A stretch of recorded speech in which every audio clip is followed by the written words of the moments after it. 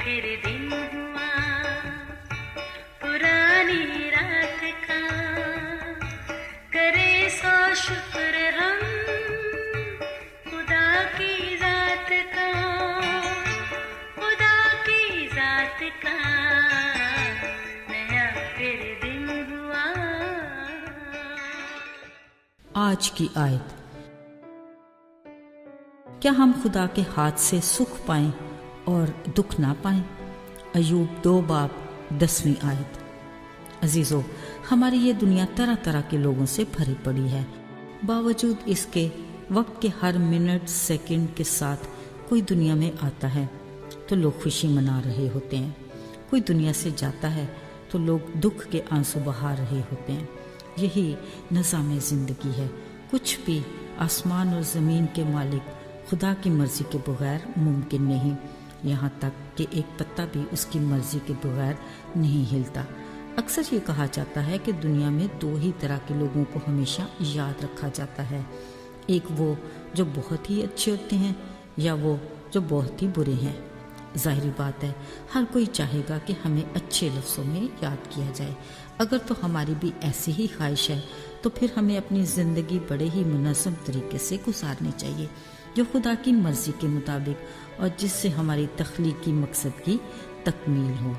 अजीज़ों, पुराने अहदनामे में एक किरदार अय्यूब, जिसका मतलब सताया जाने वाला या सितमज़दा है, मगर वो आज तक सब्र शुक्र की बदौलत बेहतरीन मिसाल के तौर पर याद किया जाता है। अय्यूब के बारे में शैतान और खुदा का मुकालमा बेहद दिलचस्प है। कलाम में लिखा है, खुदा ने शैतान से पूछा, तू कहाँ से आता है? वो बोला, मैं ज़मीन पर इधर उधर घूमता फिरता और सैर करता आया हूँ। खुदा ने फिर पूछा, क्या तुमने मेरे बंदा अय्यूब के हाल पर गौर किया? ज़मीन पर उस जैसा कामिल रास्तबाज, खुदा से डरने और बदी से दूर रहने वाला कोई नहीं। शैतान ने खुदा को जवाब दिया, उसका डरना यूं ही नहीं, उसके और उसके घर के चारों तरफ तेरी बाड़ है। तूने उसके काम पर बरकत बख्शी, गलों को बढ़ाया, पर एक बार हाथ बढ़ाकर उसे छू, फिर देख वो कैसे तेरी तकफीर करता है। खुदा ने उसे इजाज़त दे दी, कहा, सब कुछ कर, सिर्फ उसे हाथ न लगाना।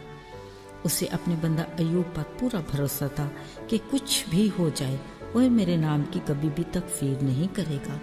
अजीजों, फिर कुछ ही देर में शैतान ने अपने काम का आगाज किया और यके बाद दीगरे अय्यूब को एक से एक बढ़कर बुरी खबर सुनने को मिली।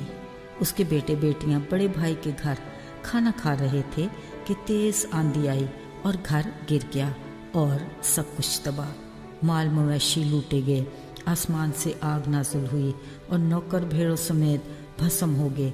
उधर उसके ऊँटों और नौकरों को कोई तह तह करके चला गया। अय्यूब ने जब ये सब कुछ सुना तो दुख से अपना पैराहन तो चाक किया, मगर जब लब खुले फ़कत खुदा के नाम को मुबारक कहा और किसी भी काम का खुदा पर भेजा ऐब न लगाया। मगर अबलीस की अभी तसल्ली नहीं हुई थी। उसका खुदा से एक बार फिर मुकालमा हुआ। कहा, माल दौलत और औलाद तो गई, फिर क्या वो अपनी जान बदले में दे सकता है? ऐ खुदा, अब के तू अपना हाथ बढ़ाकर उसकी हड्डी और गोश्त को छू दे, फिर देख के वो कैसी तेरी तकफीर करेगा। खुदा ने फिर शैतान को इजाज़त दी और कहा, कुछ भी कर ले, फ़कत उसकी जान महफूज रहे।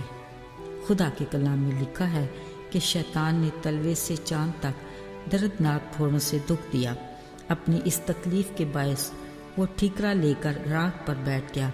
अब के तो उसकी बीवी ने भी बहकाया, कहा, रास्ते को छोड़, खुदा की तकफीर कर और मर जा।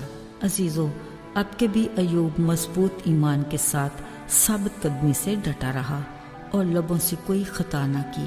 फ़कत ये कहा, क्या हम खुदा से सुख पाएं और दुख ना पाएं? अगरचे उस पर दुखों की इंतहा थी, उस पर गिरते गमों के पहाड़ों को कादर मुतलिक ने अपने हाथों से गोया रोक कर परे धकेल दिया।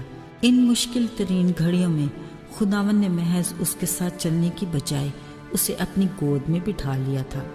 यही वजह थी कि इतने दुख भरे हालात में भी साबित कदम रहा। खुदा के बड़े फजल की बदौलत सब्र, शुक्र और बर्दाश्त की कुव्वत के साथ उसने शैतान को शिकस्त दी आगे कलाम में लिखा है कि खुदा ने उसे माल असबाब और मवेशी भेड़ों के गलों को गरज हर तरह उसे दुगनी बरकत दी। औलाद में भी फिर उसे 7 लड़के और 3 बेटियां अता की। चौथी पुश्त तक उसने अपनी औलाद की औलादें देखी और 140 बरस तक जीता रहा।